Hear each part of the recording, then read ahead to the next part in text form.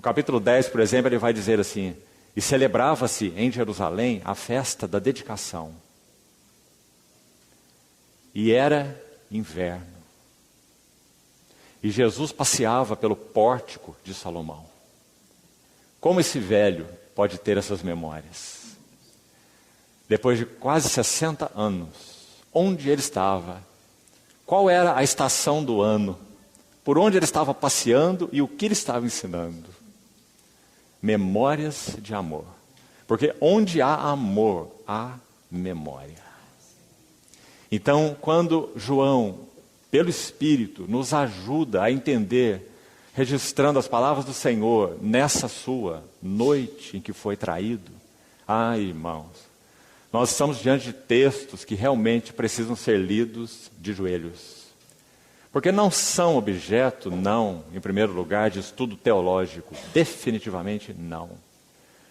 Esses capítulos maravilhosos são objetos da afeição do nosso coração. Nós podemos saber pouca teologia.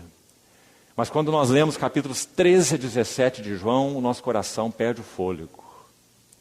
Porque quem está falando é aquele verbo de Deus, Filho de Deus que se fez carne, na noite em que foi traído. Como dissemos, todos os motivos teria para estar se lamentando e cheio de autopiedade. Mas aí estava nosso Senhor, se entregando ao Pai e aos seus. Então, vimos pela manhã o capítulo 13, o que ali aconteceu. Nosso Senhor Jesus amou os seus que estavam no mundo, e os amou até o fim. Então ele tira sua veste de cima, toma a bacia, toma a toalha, se reclina aos pés dos discípulos e mostra o seu extravagante amor. Mostra o que significa ministério no corpo de Cristo. Os governadores dos povos dominam, os maiorais exercem autoridade sobre.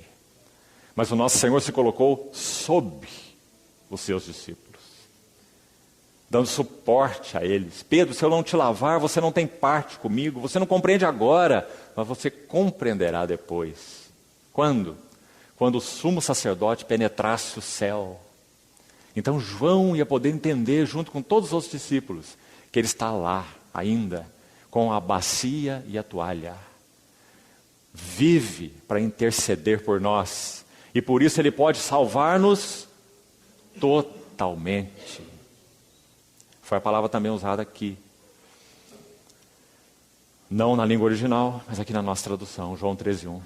Amou os seus que estavam no mundo até o fim, ou totalmente. Então, irmãos, que hora maravilhosa e terrível foi essa noite em que ele foi traído. Vimos que, Êxodo capítulo 12, Moisés chama essa hora de a noite do Senhor.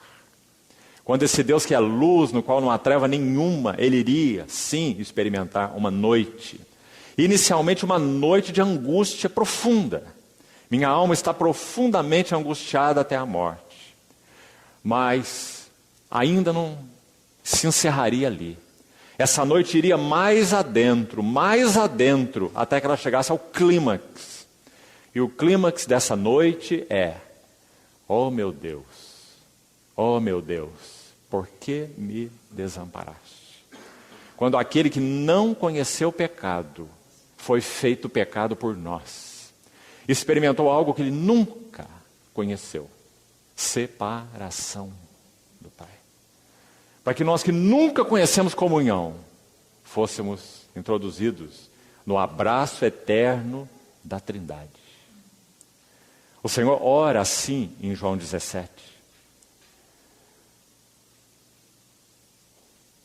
Assim como és tu em mim e eu em ti, também sejam eles em nós.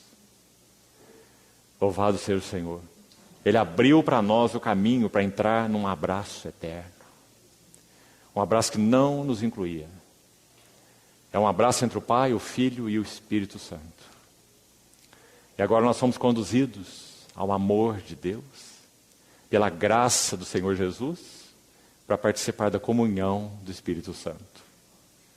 Irmãos, que capítulos são esses? O Senhor nos livre de toda pretensão. O Senhor nos livre de toda arrogância quando abrimos esses capítulos para meditar neles. Porque só o Senhor conheceu a noite em que ele foi traído. Só ele pôde sentir as agruras dessa noite. Então, amados, depois de ter lavado os pés dos seus discípulos, ele tem algo para ensinar. Nós nos lembramos de Lucas pela manhã escrevendo assim: escrevi o primeiro livro ao Teófilo, relatando as coisas que Jesus começou a fazer e a ensinar. Ele termina a sua vida da mesma maneira que ele começou. Só que agora ele está terminando de fazer. E o que ele escolheu para terminar seu ministério público foi lavar os pés dos seus discípulos. Resumindo tudo o que ele havia ensinado por 3 anos e meio.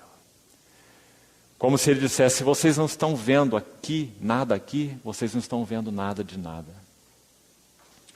Mas ele não apenas fez, ele ensinou. Então, depois de mostrar a sublimidade do seu amor real, prático, profundo, acima de distinções, que supera as debilidades daqueles discípulos fracos, obtusos, que não compreendem nada, como vimos pela manhã, Lucas registrando isso, no capítulo 18, nada entendiam, nada compreendiam, o sentido dessas coisas era-lhes encoberto, mas ele os amou até o fim.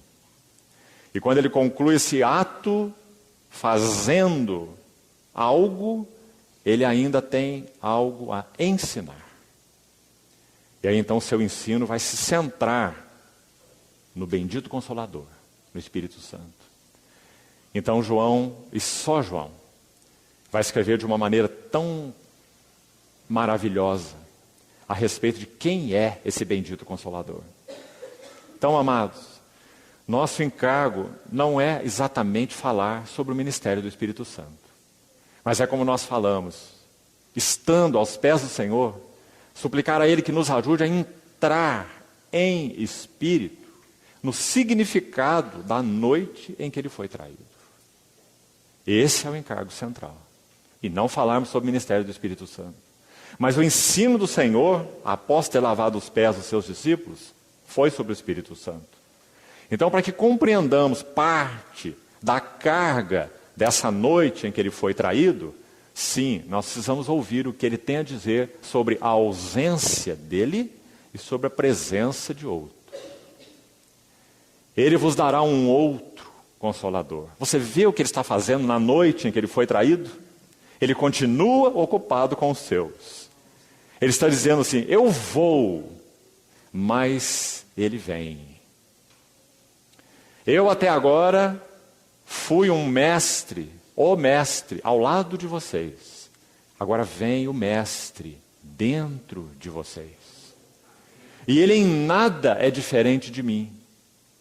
Ele é de igual qualidade que eu. Um outro Consolador, outro da mesma qualidade. Deus o Pai, Deus o Filho, Deus o Espírito Santo. 3 hipóstases em uma essência. Então, quando ele falou sobre enviar o seu Espírito Santo, que esteja claro para nós que ele enviou o seu próprio Espírito. Irmãos, qual é a diferença de ênfase bíblica entre o Espírito de Deus no Velho Testamento e o Espírito de Deus no Novo Testamento? São 2 Espíritos? Não. É um único Espírito. É o Espírito de Deus, que também é chamado de Espírito do Senhor, que também é chamado de Espírito de Jeová, que também é chamado de Espírito da sua santidade, 3 vezes no Velho Testamento, que também é chamado de Espírito Santo, agora no Novo Testamento, que é chamado de Espírito de Cristo, que é chamado de Espírito de Deus, que é chamado de Espírito de Jesus Cristo. Todos esses nomes. Um único e mesmo Espírito. Mas qual é a diferença de ênfase entre o Espírito de Deus no Velho Testamento e o Espírito de Deus no Novo Testamento? A diferença é maravilhosa. E creio que podemos resumir